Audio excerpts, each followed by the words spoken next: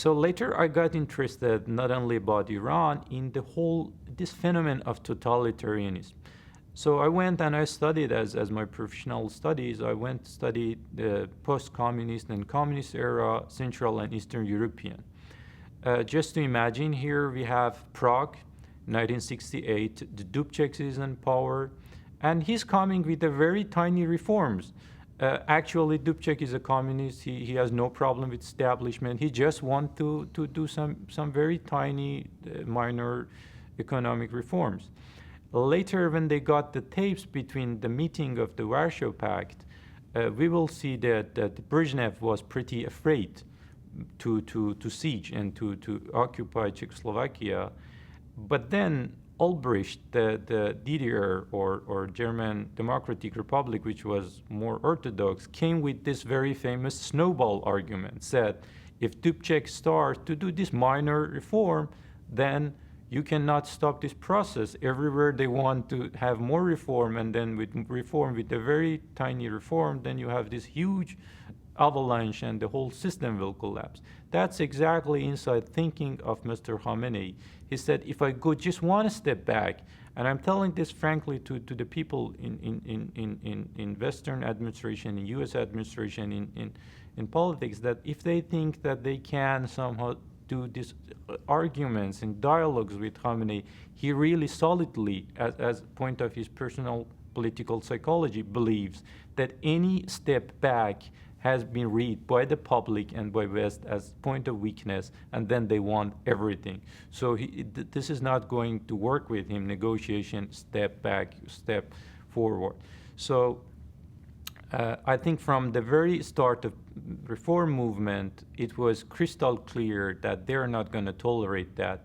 If it comes to, as they did, house arrest of Mousavi, Karoubi, Khatami, they're not going to tolerate that. There will never be any chance for a genuine reform based on the civic society capacities in Iran. They know perfectly the people are so fed up with this system, and the whole system is so inefficient ideologically that if they just open any tiny window, the whole system is going to collapse. And I think this is our strong point, because the job is almost done. It just need a very tiny little move, because people are ready.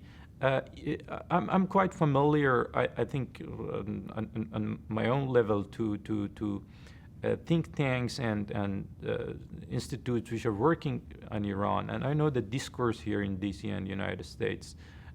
Nobody would ever imagine that there will be 5 million people protesting in Azadi Square in Tehran. Nobody. Intelligence community, they were always playing that down. They would say, no, it has no roots. If you see all the reports, almost everything done by many think tanks on Iran, nobody was not ready for 5 million people coming to Tehran and say death the dictator. And that's 1 year or 1.5 years before the spring Middle East. So I think the thing is just ready for a kind of, the kind of involvement of West in Eastern Europe and Central Europe, just helping people to be able to express their opinion. We do not need to make an opinion. Their public opinion is, even in a lot of points, more anti-establishment, the Islamic Republic, than opinion in the West. I think Mr. Ahmadinejad, in particular, some of Western countries have probably more support than Iran. He is president of a country which people coming, the unique country which people are coming under the threat of the police, under the threat of harassment. They're coming to the center of Tehran to sympathizing with victims of 11th September. So as far as I know, in no other country in the region, even US allies, for example, Turkey, something like this never happened. A country which 40-50% people vote for atheist secular parties, nothing happened. Something like that.